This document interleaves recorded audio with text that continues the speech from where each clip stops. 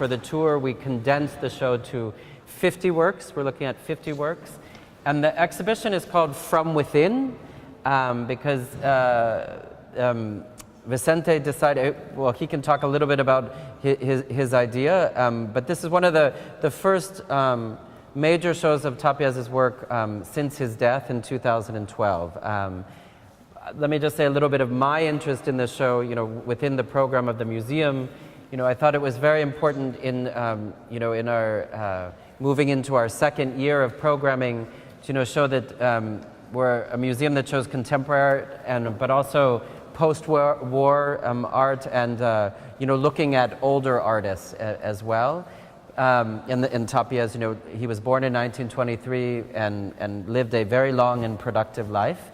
But also, what I think is interesting about Tàpies, and we'll be talking about it today, we'll look at a younger artist downstairs that I've sort of placed in dialogue with his work, Diego Bianchi. But I think Tàpies, I see a lot of artists looking at, thinking about materiality again. We live in an increasingly digital world, and I see younger artists returning to the surface of the canvas, returning to physical objects as sort of a counterpoint to that, kind of the digital lives we're living. And I see Tàpies as one of the great masters of matter and really taking matter in various directions. And so I thought it was an interesting time to look again at his work in response to kind of our contemporary moment. But Vicente, can you tell us a little bit about what you were mentioning earlier about the process and how you chose From Within as a topic or kind of the structure of the exhibition? Yes. Well, when I was asked to look at Tàpies' work by Lawrence, the director, Lawrence Lascelles, the director of the foundation, Tàpies Foundation, I said, okay, I'm not a specialist, I'm not a Tàpies specialist, so unless I have a different view on the work that has never seen before, then I will not do it. So I had the idea, I knew that for a very long time, whenever the works had to leave the studio for shows in galleries, the first choice would be done by Tàpies and his wife, Teresa. And I said, why an artist wants to keep so many works? That was my question, no? And what kind of works? So I said, okay, I have to look at what he kept to see if an exhibition would be possible. So there were, Lawrence, more than 1,000 works, no? In the studio, more than 1,000. So we, after many sessions, I said, okay, I think I see something, I see a freedom and a radicality, which is usually coincides with what they kept. On the other hand, you also had the works that came back to the studio and sold. But those works also, contrary to what many people think, many times the best works go unsold because they are the most radical. They weren't sold, like he was talking about the works that were not sold. Yeah. So, because many collectors want the signature work, I'm more interested in the exceptions than in the conventional work by an artist, that what is more marketable. No? So, as Tobias said, we made a selection of 140 works, and here Tobias made a selection of those in order to adapt it to the space and to Miami, no? And to his own vision. So, in a sense, this is kind of, we are co-curators of this exhibition. Yeah. And there are 50 works in this presentation, and we really, the selection was based on, we wanted to represent every decade or every period of his work. But just to kind of go back to the idea that the title From Within references that all of the work was selected from, his own collection, the collection of the Fundación Tàpies, and from his family, works that were kept within his. So it's kind of from within his studio, from within his kind of inner circle, and these are works that he kept very close to him for various reasons. And I think that's very interesting. Like the ones that he wanted to keep and the ones that didn't sell are two interesting things, and they add insight into the things that he he wanted to keep with him over time. A lot of artists keep works so that they can continue to learn from them throughout their career. And then the works that didn't sell, you know, are interesting. Maybe they somehow were too provocative or too non-commercial, and that adds a different insight. Too advanced for the period. Too advanced for the market at that time. The show is chronological, and so we'll go through a few of the works to give you a sense of you know, different periods of his work. And it sort of moves. We have the wall text here to kind of move people in this direction. So it goes from the early 40s through the 50s, 60s. There's a little bit of 80s in here, moving into the 90s, all the way up to 2009 is the last work. And as I said, he died in 2012. But let's start with some very early works over here. Yep. So I like the way you talk about the. Yeah. So I made a decision, a very strong decision that I didn't know it would be welcome by the artist or by the family, which was I eliminated his surrealist period, which corresponds to Double Set, the surrealist group in the late 40s, because I thought the most important thing about Double Set was the magazine, the publication, like so many surrealist publications. But the works, to me, were a little bit academic, and also they were, each country has like a dozen late surrealist paintings that I felt they were kind of very academical. And he was an anti-academical artist. Later I was surprised when Teresa, the wife, said, oh, actually, Antoni didn't think much about this period. So I was very happy. And I identified two lines. Instead of relying on the surrealist paintings, I relied on two directions. On the one hand, on the symbolist expressionistic line, which we can see with those two paintings, which in a way relate in the way of hand of Spain to Van Gogh, but in the imagery to symbolist painters like Odilon Redon or Gustave Moreau. And on the other line, which he was doing them at the same time, on the one that I associated more with Dadaism, in particular with Kurt Schwitters or Picabia. Picabia had a strong presence in Barcelona at that time.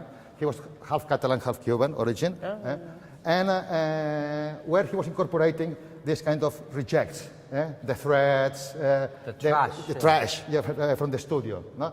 And at the same time, he incorporates also this stain of color, which also reminds me about a work by Picabia called Vierge, which is a black stain. That's another development. And these two lines go on along his career. In Barcelona, we divided the two lines. The Dadaist one was at the Tàpies Foundation, and the more symbolist, which later evolves into the kind of the walls, the matter paintings, they were at the National Museum of Art in Catalonia.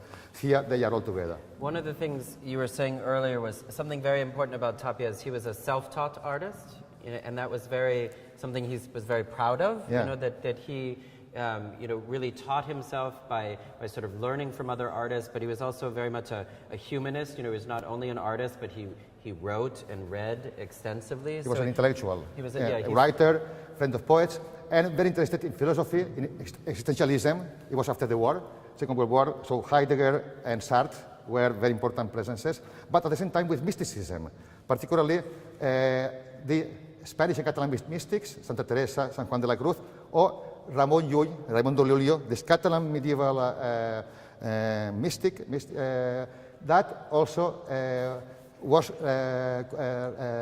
turning the mystical theories into diagrams and reconciling the spiritual with the scientific, and also the first one to write in Catalan, which for him was very important, being a strong defender of Catalan culture that had been persecuted by Franco's regime. So he was not a painter, he was an artist and an intellectual. And you will see that here, the thinking pastor was always a fight against the academy. He was self-taught as a way to react against the conventional, the given. And he tried to expand what art could be. And that's something, he was never satisfied with looking for one solution, but always he was trying.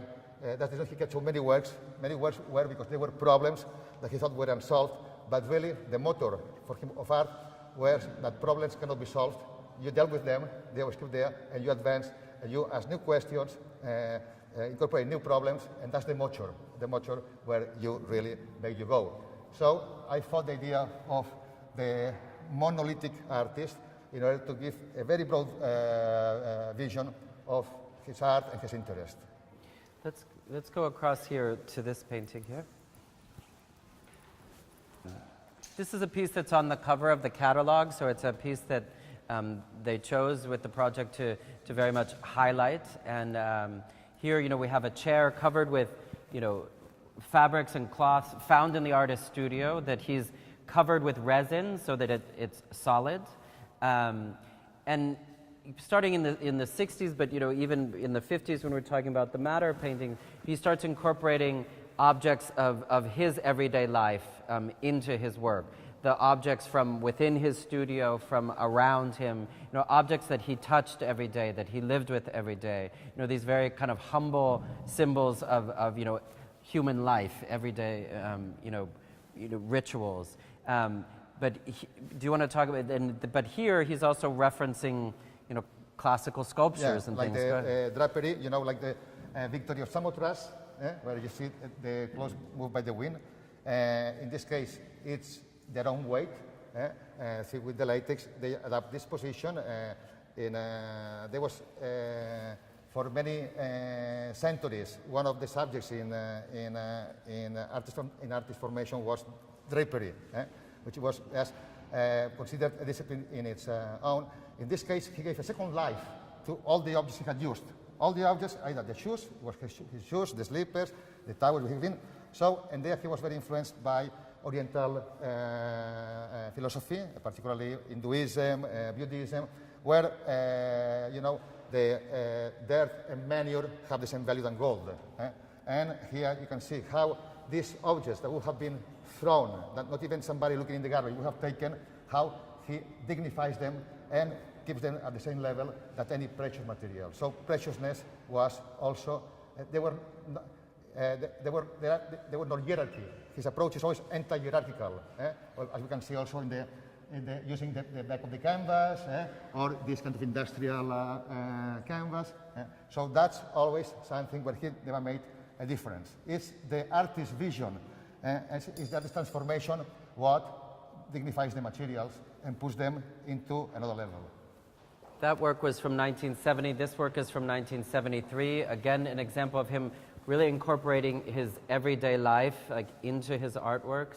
These are napkins, that he would use at dinner time, and each of them, are different ways of folding each member of his family. Do you remember who? Antoni. Teresa, the wife. Miquel. Clara. I forget. Clara and Tony. The kids. So the family would to identify everyone's napkins, they would tie them in different ways. So here he's literally taking something from his everyday life, everyday rituals, and presenting them as artworks. And at the same time, there's a reference to the Japanese culture, like with origami or papyroflexy. So always is this kind of double, the dialectics and the reconciliation of the opposites are always part, essential in his art, because also the reference to the yin and yang, because only reconciling the opposites are when you find this balance that will give as a result unlimited and infinite work. Yeah, and at this moment we're talking about the 70s. It's a moment where conceptual artists, in New York were incorporating everyday objects. You had Arte Povera in Italy that he was in dialogue very much with, sort of elevating poor materials as well. There's something with Tàpies that's very consistent, is this sense of intimacy, the sense of very much close to everyday life, but not everyday life like Warhol soup cans, sort of it's everyday life within the family, within a space, an emotive space, or a tactile space as well. Do you want to say anything? Yeah, in a way, he had one foot hooked into his daily life, into his studio, into his family, and the other one detecting signs of life in the universe. So it was the reconciliation. Yeah. Let's look at this one behind us. Here, we have, we'll see throughout Tàpies' work the use of the cross, and we'll talk a little bit more about that. It's a cross that, references religion, but sort of like formal religion, Christianity, Catholicism, but very much moves beyond that to sort of, the cross as a very, a very simple mark making, like a pre-language, a pre-writing sort of sign. But here, you were talking earlier about the specific objects that he incorporated into it. Yeah, exactly. The cross was also a way of appropriating, a way of pointing at the world and making it its own. But here we see how he uses this kind of woods that normally would have been thrown, and how he goes to them, and just what he does is he makes a kind of assemblage with it, always with the trace of his body. The shirt he would. This is a T-shirt that he would wear in the studio, and which is always another dialectic between absence and presence. No? And then just by marking, then also the incisions, the drawing becomes the incisions. He creates something which is not a painting, which is not a sculpture, but that goes beyond. And because he was really trying to transcend paintings and going beyond the surface effects, going to the essence of things. So for him, this was incorporating giving a second life to these completely anonymous materials. Now we're moving into sort of the early 80s in his work. The paintings get bigger, the format gets larger, but he continues to mix materials together. And one of the things that's very significant with his work is that he worked on the floor. He was working on the ground, and we'll see there are multiple references throughout his work to the ground. We saw the early paintings in the 50s mixing the ground, the dirt, into the surfaces.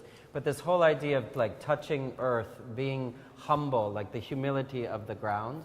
But of course, working on the floor ties him to other artists during this period that were also working on the floor, like Robert Rauschenberg, sort of his assemblages, but most famously like Jackson Pollock, working on the floor, working with wet materials horizontally that then would be placed on the wall. And the idea that the works could be extended indefinitely, also like Pollock. In this case, also, we could see another relationship with Duchamp. Duchamp was a strong influence in him. Duchamp had this work, Elevation de Poussière, which comes from the elevation of dust, which comes from the last glass, and he has my right to photograph.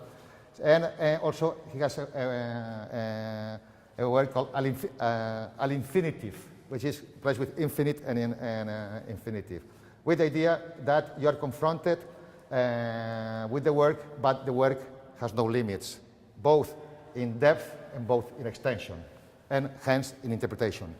And here he's put the word infinity in Catalan on the edges of the painting, almost sort of marking the limit, but then opening by putting that word infinite. It's sort of talking about that the work sort of expands beyond the edges of the painting. This is just one sort of cut at infinity. The surface, if you look carefully, it's quite beautiful. It sparkles. It has sort of a probably marble dust that's creating this, and again, sort of references to wall, but also sort of thinking almost as a moon surface or as a sky, in this work. Let's look behind us at this one. Yeah. Here you can really see his method of working on the ground even more, because he's working on wood. You can see this is sand mixed with paint and other fixers. He's working wet, and while it's wet, he's carving into it with his fingers, putting, you know, stepping on it, again showing that it was created on the ground, and then adding materials into that, like this is human hair, and the forms, if you look from afar away, you know, referencing breasts or the male chest or the female chest, always this sort of yin and yang, male and female, and then scraping these kind of cross shapes into it, you know, with his finger as well. You know, the cross, again, as the symbol of kind of the meetings of the heavens and the earth. Like, it's the most, you know, if you can't write, you know, you do an X. It's like a very primal sign system. The counting system. And also, something which we can see a lot in his art, in his work, is the use of the unprimed surface. Usually artists would always, even using wood, they would first prime it and can use it as a support but conceal it. He was interested in using it raw. This rawness that we see, it accentuates, in other words, and finally it ends also with him using just cheap cardboard, like Rauschenberg would also do at the same time. There is a lot of parallelisms between Rauschenberg and Tàpies. Yeah. So here we're moving into the early 90s. And as Vincente was saying, this is a great example of him really revealing that just the raw surface, this rough wood that we saw sort of coming out in the other one. Here, particularly for me, like I see a lot of his interest in Asian art coming through this kind of calligraphy, this use of this kind of strong black brushstroke, and then even the structures, sort of. Many of Tàpies' works from early on reference doors and windows, and we see that here as well.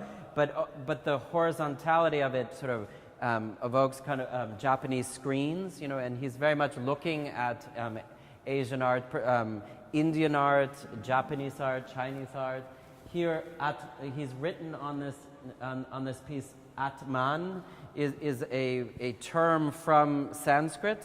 And kind of Hinduism and referenced in Buddhism of sort of an essential self, like a core being that in both religions. And then you were talking about this beginning and the end. Beginning and end, kind of alpha, omega, because this apparently is a bed, but it's both. Does everybody see that it's like a bed shape? Yeah. But it's both the cradle. The cradle for a baby? For babies, but also a kind of coffin when you're dead. And also this kind of incorporating also, you know, the slipper and the use of cloth, but also this kind of grid also you could interpret as a kind of the jail for the soul, in a way. So with this birth, death, rebirth is how the soul liberates from the jail, which is the same thing that Michelangelo did with the slaves, no? And it creates this continuous movement, which from alpha to omega, no? Beginning to end. Everybody see the A and the O, the alpha, omega, and Laurence was sort of reminded that he painted in his slippers continuously. So here, like you're literally taking the slipper off of and just incorporating it into the canvas, and that's something, as we saw with the chair and things, always kind of incorporating his everyday objects into the realm of kind of representation or also an artwork. The contradiction of the solid fluid.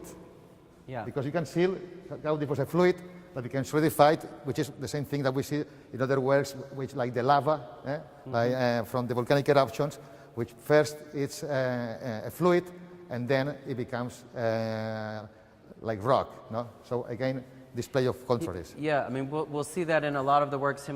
He starts to experiment with resins as well to show that, this kind of static movement. Always these opposites, you know, the idea of the yin and the yang, the fluid and the static. The transparent and the opaque. Let's look at this like one this here. one. The male and the female. We were just having a debate whether this was a male figure or a female figure. We think it's probably both.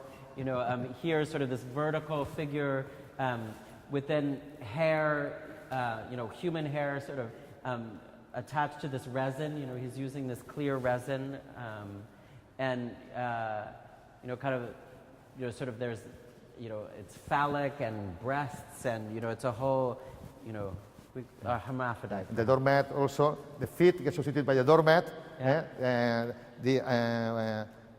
Many cultures consider what touches the ground undignified. For him was the contrary. So he is putting as an equivalent the doormat and the feet. In multiple works, we see feet represented, or we saw his footprints, feet as, touching the earth, the most, like a humble part of the body. Think of all, in Catholicism, the ritual of washing the feet. In many religions, sort of the ritual of cleaning feet is a way of cleansing, but also sort of recognizing the humility of one's position in the world. It's a symbol that he uses consistently, and there's been some interesting essays written about his use of the foot. The foot as an object, the foot as something we don't want to see or think about, but he's elevating that to show us, it's a symbol of humility and connection to the earth. Let's look at another one around the corner. Yeah. Again, sort of like the raw surface here. We're in 1997, experimenting with resins. Again, these, static, but having the sense of movement, really visceral, starting to feel like body fluids. And then the text that says in Catalan, right? Descending, ascending. So again, this sort of always this yin yang, these opposites, and also referencing these cycles of life. Birth and death, and the complementary. And the what? Sorry? The complementary. The opposite or the complementary. The ascension, the descension. Also with the object. Yeah. Let's go this way. This is pretty amazing that you see the surface depth here, where he has like a teacup inserted into the surface, and very much thinking about tea ceremony, like the rituals of Asian tea ceremony, but also this X, again here. And a kind of mandala form. Yes, like the. He was in Tibetan also philosophy. Yeah, Tibetan philosophy and the circle of the mandala. And incorporating the accident, the craquelure. Okay, let's move over here. Here, we're sort of getting into the 2000s, 2002, still incorporating kind of found materials, these palettes, these very basic elements of kind of moving materials. But here, kind of the writing, Laurence was explaining, or a lot of times you can find in his works a reference to his name A and T, which maybe his initials, but also his initials with his wife. His wife's name is Teresa, and so he's showing them together. Antoni and Teresa. They were really close. He met her when she was 14, and he waited until she was 18 to get married, and they were together for all their life, always together. And so again, like his personal life, very much kind of emerging in the works. Here, like this is probably a mouth, just the teeth. Again, there are a couple references to the mouth and teeth in the exhibition, but again, kind of just a very simple prime canvas, and then just layering like quick gesture on top of it. Let's go to this last one. Well, let's talk about both of these actually.